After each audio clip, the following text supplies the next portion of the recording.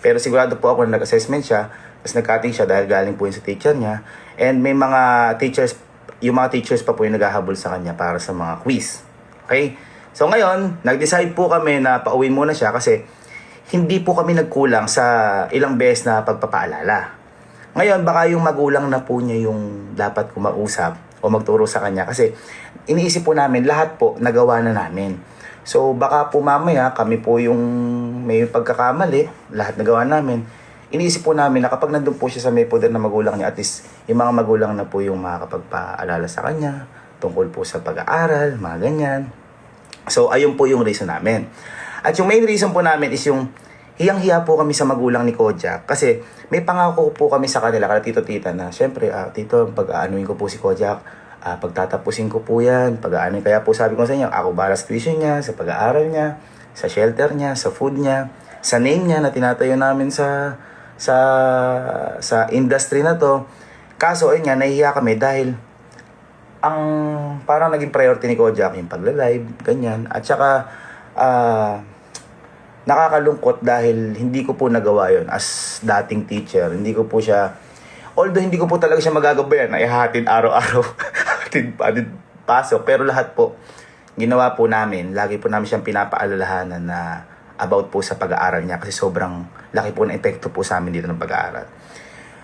So kung sa iba, okay po yun. Sa pamilya po namin, hindi. Dahil isang malaking kayamanan po sa amin yung pag-aaral, kung makaka-apekto po yung pag-vlog o yung pagla-live niya tungkol sa pag-aaral niya, hindi po ako makakapayag.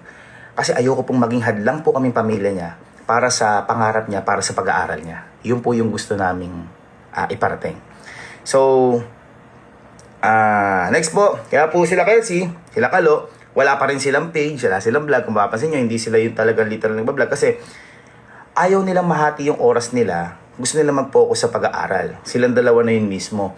And kahit ngayon, parang may ginogol pa sila. Kasi meron na kami vlog pero ayaw nila. Kumbaga, priority first pag-aaral. At saka po, kahit po si Kalon, pinauwi ko po yan. Nung umpisa pa lang po kami, nag-umpisa pa lang po kami, pinauwi ko po yan. Kasi nung nakaramdam po yan ng sarap, medyo na naging manginginom naman si Kalo, ganyan. Pero binago niya yung sarili niya, pero wala akong kahit na ano sinabi sa kanya. 3 buwan na nawala si Kalo sa amin.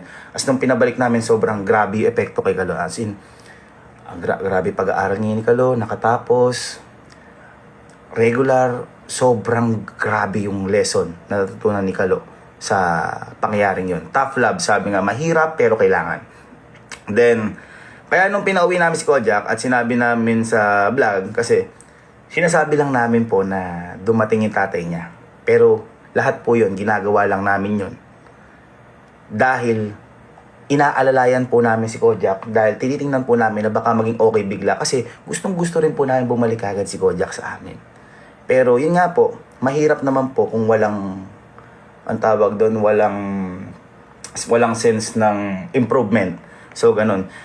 Again, nagsisinungaling po kami doon. Sinasabi namin, nandiyan lang po yung tatay niya, kaya kaya pinauwi namin. Sinusulit, nagsisinungaling lang po kami doon. Sinasabi lang po namin yun para humiram po kami ng time para tingnan po siya at saka, ang tawag doon, yung manmanan kung nag-i-improve o hindi. Kasi gusto namin siya kagad bumalik. Sabi ko nga po, sanay na kami lang. Kung gusto lang namin humatak ng ibang tao, papataas. Kaya dadagdagan kami dito. Hindi kami kasi selfish. Ibig sabihin, si Kojak, tinuturing po namin yan na hindi kaibigan, kundi pamilya, kapatid. Yun yung turing po namin dyan. Kung mali po kami ng desisyon, patawarin niyo po kami kasi hindi namin kaya na hindi makita si Kojak na makatapos. Sabi ko nga po sa inyo, nagawa na namin lahat, pinansyal, payo, pag-aaral, pangaral, pero talaga, pag ayaw na isang tao, ayaw talaga. Nasa kanya naman yan. Kaya ngayon, pag nakapokus si Kojak at okay na siya, kasi may mga problema din po sila ng family nila, may problema din po sila, hindi lang naman po pag-aaral, lagi po siyang merong tahanan para po dito sa may camping. Kumbaga lang po, ayaw namin nga po makahadlang sa pangarap niya para sa pag-aaral dahil lagi pong busy dito, laging may ginagawa, laging masaya, laging may lakad. So baka mamaya maging hurdles o barrier yung para sa pag-aaral niya. Yun. Tapos, Sa mga nagsasabi na ginagamit lang po namin si Kojak, ang tanong ko lang naman po, paano niyo po ba nakilala si Kojak? So yun lang. At saka, hindi po namin pinilit si Kojak dahil siya po ang gustong-gustong sumama sa amin noong umpisa pa lang po. And nakita ko po na napakabuti po talaga ng puso ng bata na yon. Kaya sabi ko, kasama po namin to sa paglipad. Okay? So wala po tayong kaso doon. Kasi lahat po ng kasama po dito, hinihila po namin na pataas. At kahit hindi ko po kadugo, tinuturing ko po na pamilya. Sadyang mapanghusga lang po yung mga mababa ang level na pangunawa. Kaya wag po kayong maniniwala sa mga fake news kasi actually hindi ko na nga po kailangan mag-explain eh. Kumbaga natakot lang po ako ngayon dahil baka may lumabas na iba. Kawawa naman po si Kojak. Iba yung binabato nyo sa tao. Kumbaga, kaya lang po namin ginagawa ito para sa pag-aaral. Siguro lahat naman po tayo eh. Bawat pamilya, kunyari nag-games yung anak mo. Ganun. O, tama na yan, mag-aral ka. Parang ganun lang siya. Pero, sabi ko nga, top love siya na, syempre, as a teacher dati, hindi ko po papayagan na hindi makatapos yung bata na yun. Suportado pa rin po namin yun. So, kinausap po ulit namin yung magulang ni Kojak dito, personal. At sabi namin, tingnan ulit kung mas maging okay si Kojak, kaso ganun pa rin. At saka ito po, bago po mangyari lahat yan, gumawa na rin po ako ng way, kinausap po rin po yung magulang ni Kojak na ito po, babagsak na po yung anak nyo. Ano po ba yung magagawa natin, tita, tito? So, ginawan po nila ng paraan, bla bla bla. Naging okay si Kojak, kinausap ulit lahat ng mga teachers. Naging okay, kaso nang enrollan nga ulit, nagtaka ako, bakit naging ganun? Di pumasok, ganyan-ganyan. Kaya natatakot po ako, baka kami may problema. Pero, lagi po namin siyang pinapaalala, lagi po siyang chinecheck kung pumasok o hindi. Okay naman, masok naman daw. Tsaka, last, isa pa namin dati, hindi ko na po babanggitin kung sino. At alam ko naman po kung alam nyo kung sino yon. Yun ho, wala ho akong masasabi sa tao na yon. Dahil yung tao ho na yon, kung napanood nyo naman yung huling vlog namin, talaga bagsak-bagsak siya. And after po nun, hindi na po siya talaga pumasok. At marami pong akong hindi pwedeng sabihin dito sa tao na yon. Ako po ang nagpaalis sa tao din na yon, kaya gusto ko po ako na lang po yung sisihin nyo.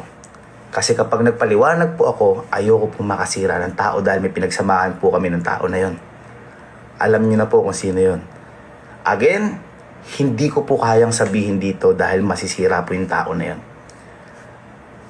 Basta sa lahat na nangyari, wala kaming kahit na anong natanggap na sorry sa tao na yon. Okay? Pero all goods lang.